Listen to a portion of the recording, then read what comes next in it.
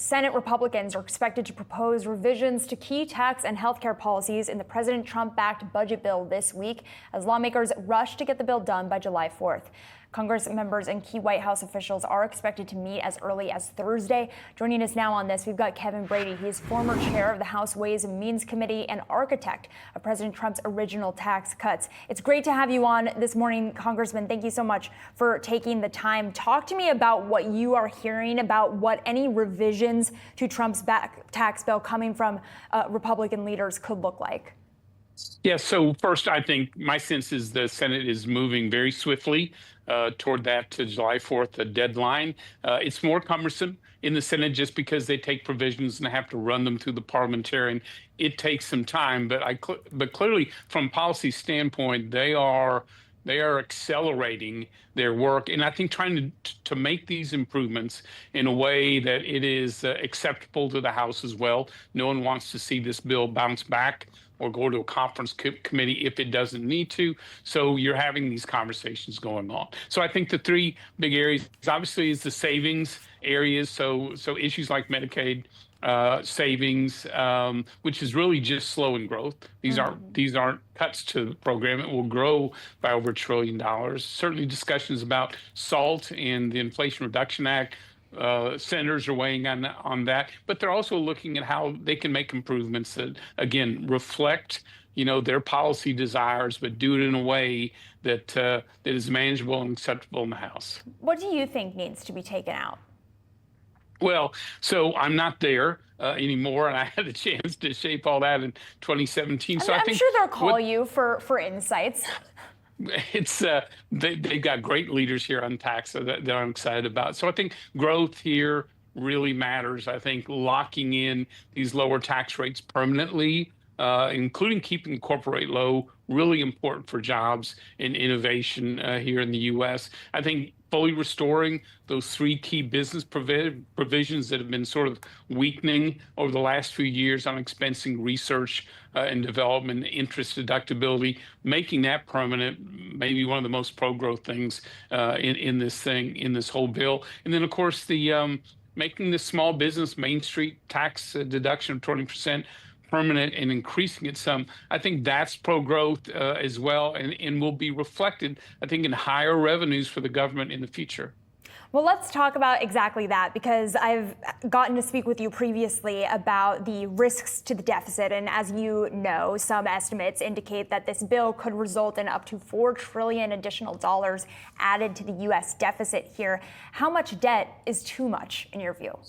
Yes, so deficits do matter, and I think there are various estimates. You're exactly right. I know the Congressional Budget Office is around $2.5 trillion over a decade. Clearly, this matters to Republicans. They're spending a lot of time trying to get the savings right and the policy right, and trying to increase that where they can, where it makes sense. So deficits matter. Growth can make a big impact. We saw record levels of growth of revenue above projections. In 2017, a great example, corporate tax rate we lowered from 35 to 21. There was a small dip, and then we ended up collecting far more at a lower tax rate than we were projected under the higher tax rate. So we know you've got both savings, really crucial to this, then you've got the new revenue from growth.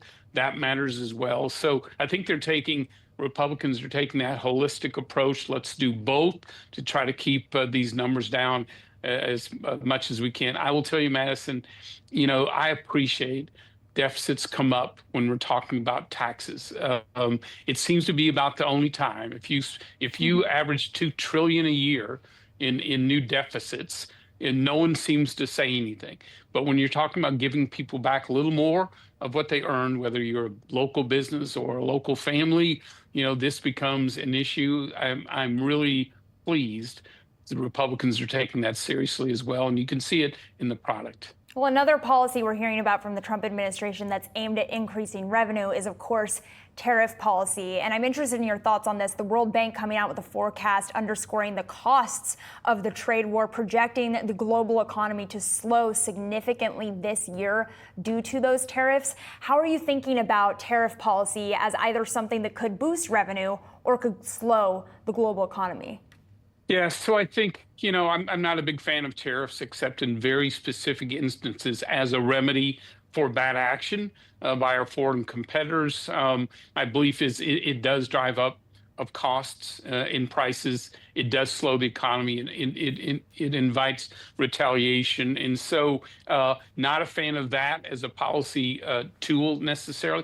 But I think everyone agrees with China and other bad actors, those unfair trade practices need to be confronted, no doubt. Secondly, where it makes sense, we ought to be, especially on crucial security, critical supply lines, we ought to be anchoring these in the U.S. and having them run through our reliable trading partners. I think we're all hopeful that in these negotiations that the Secretary Bessent and Secretary Lutnick and our U.S. Ambassador on trade are having will result in lower tariffs overall, in fair trade practices, and the ability for the U.S. to invest and manufacture critical supply chains here in the U.S. I think, that's a tall order.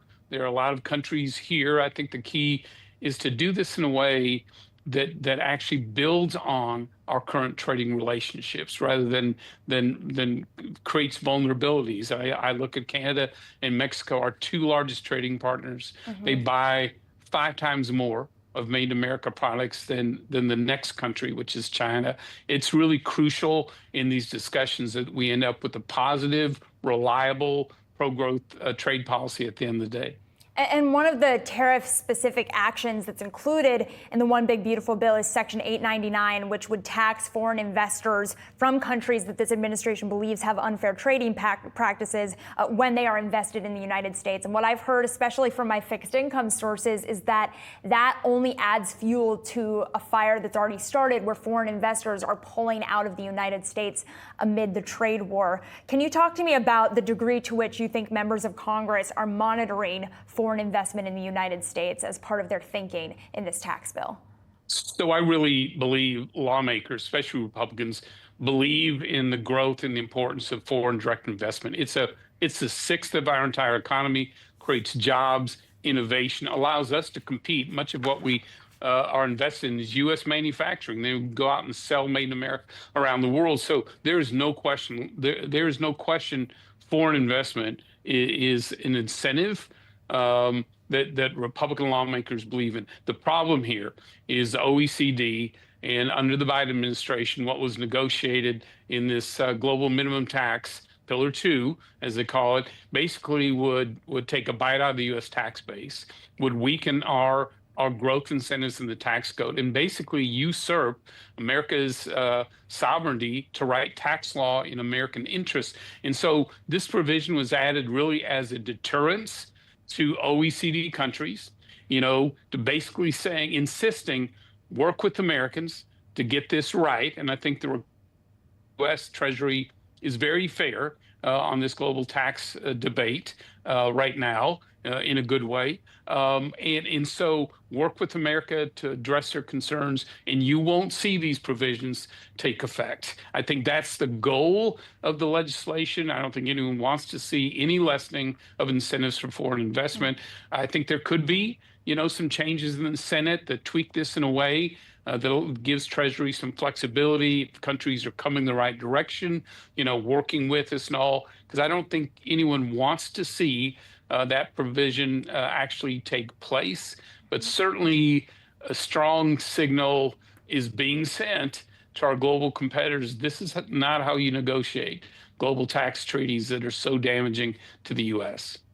Former Congressman, so appreciate your time this morning. Thank you so much. Good to see you, Madison.